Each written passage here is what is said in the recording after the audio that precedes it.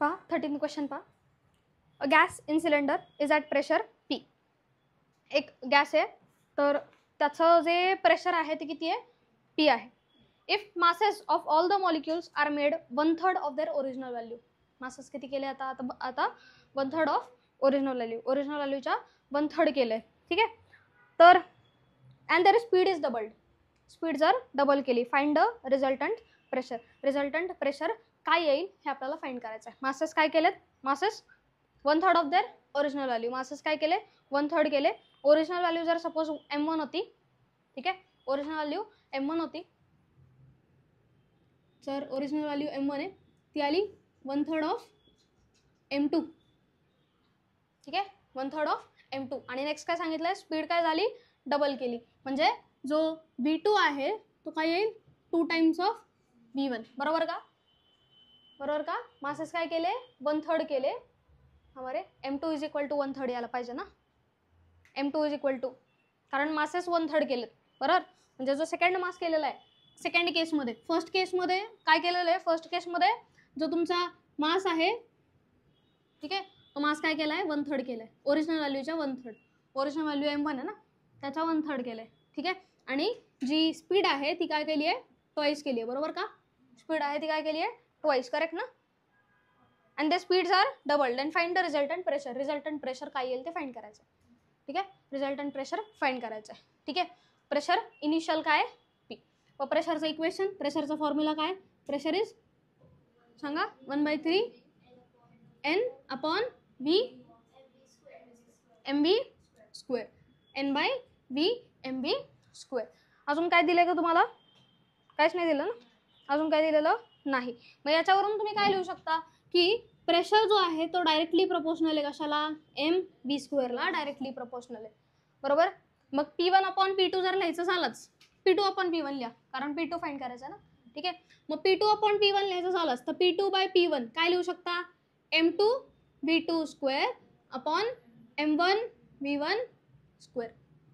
ठीक आहे. याच्यावरून M2/M1 चा रेशो मिळेल. M2 इथेच ठेवला, M1 खाली आला, काय राहील 1/3 ना.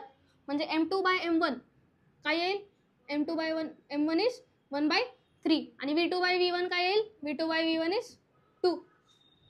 ठीक आहे. इथे काय लिहू शकता मग, M2/M1 सेपरेट लिहा, M2/M1 सेपरेट लिहिला आणि V2/V1 चा स्क्वेअर. M2/M1 ची व्हॅल्यू काय 1/3 आणि V2/V1 काय आहे 2 चा स्क्वेअर. बरोबर. किती झालं ते 4/3. म्हणजे P2 is equal to, P2 इथे P2/P1 इज इक्वल टू काय आला 4/3. मग P2 इज इक्वल टू काय येईल 4/3 टाइम्स दॅट ऑफ P1. म्हणजे इनिशियल प्रेशर जे होतं त्याला 4/3 ने मल्टिप्लाय केल्यानंतर तुम्हाला काय मिळेल, रिझल्टंट सेकंड केसमधलं प्रेशर मिळेल, जिथं तुम्ही स्पीड डबल केलेला आहे आणि मास जो काय केलेला आहे 1/3 केलेला आहे. समजलंय, मास 1/3 केला आहे. क्वेश्चन किती आहे 13. क्वेश्चन 13. ठीक आहे, झालंय. नेक्स्ट क्वेश्चन घ्या. नेक्स्ट कॅल्क्युलेट, क्वेश्चन नंबर सांगते मी. क्वेश्चन नंबर आहे calculate the ratio of mean square speed. बघा बरं कुठे, कॅल्क्युलेट 11वा क्वेश्चन आहे पहा. 11वा question, calculate the ratio of mean square speed. म्हणजे मीन स्क्वेअर वेलॉसिटीचा रेशो फाइंड करायचा आहे तुम्हाला.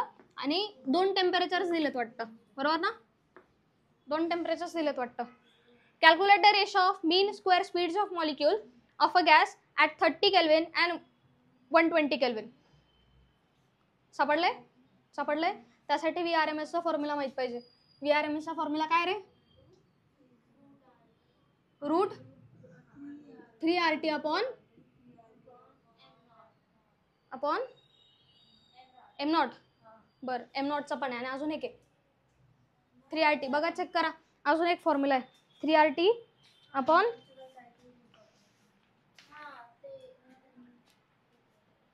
3PV अपॉन MV चा आहे. ठीक आहे, 3RT अपॉन M0 बरोबर, मोलिक्युलर मास. मग calculate the ratio of mean square speeds of molecules of gas at 30 kelvin and 120 kelvin. मग याच्यात जर VRMSचं टेम्परेचर सोबतचं रिलेशन पाहिलं, VRMS टेम्परेचर सोबतचं काय रिलेशन आहे, √T. बरोबर, directly proportional to square root of T. याचा अर्थ काय असं लिहिलं चालेल का, V² is directly proportional to T. चालेल. तुम्हाला काय फाइंड करायचं आहे, रेशो फाइंड करायचा आहे. ठीक आहे. आणि गॅस पहिला कितीचा आहे, पहिला किती टेम्परेचरला आहे, 30 केल्विनला आहे, आणि सेकंड जो आहे तो 120 केल्विनला आहे. केल्विनला डिग्री सेल्सिअसमध्ये करू शकता, बट इथे काय गरज नाही आहे कारण तुम्ही रेशो घेताय काही झालं तरी. ठीक आहे. मग आता तुम्हाला काय फाइंड करायचं आहे, V2/V1 फाइंड करायचं आहे. रेशोज फाइंड करायचे आहेत, बरोबर का. V2/V1 फाइंड करायचं ना. ठीक आहे. नाही, V1/V2 रेशो असा विचारलेला आहे. V1/V2 फाइंड करायचा आहे. तो काय येईल बरं, square root of T1/T2 that is equal to square root of T1 काय आहे 30 अपॉन नेक्स्ट हे काय 120. ठीक आहे. किती आला तो 1/4 आणि त्याचा स्क्वेअर रूट म्हणजेच किती मिळेल तो 1/2.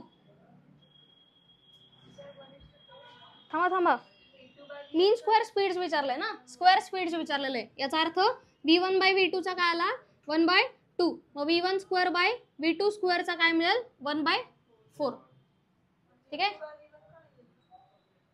लिहू शकता, बट तुम्हाला रेशो जो विचारलेला आहे, ज्यावेळी तुम्हाला कंडिशन्स दिल्या जातात ना, की फर्स्ट केसमध्ये सेकंड केसचा P2 फाइंड करा असं जर विचारलं जाईल, त्यावेळी P2/P1 घेतो किंवा V2/V1 घेतो. जर आता रेशो विचारलाय ना ॲट टेम्परेचर 30 केल्विन, जो पहिला दिला होतो ना रिस्पेक्टिव्हली जर लिहिलेला असेल किंवा पहिला जो दिलेला असतो त्याचा अपॉन दुसऱ्याचाच रेशो करायचा नेहमी. ठीक आहे. ज्या टर्म्समध्ये तुम्हाला जर एखादी गोष्ट फाइंड करायची आहे, ठीक आहे, P2 फाइंड करायचा होता मागच्या केसमध्ये म्हणून P2 वरती घेतला होता आपण, नाही तर इतर वेळी कारण विचारलंय तुम्हाला रेशो ऑफ मीन स्क्वेअर स्पीड्सचा रेशो विचारलाय.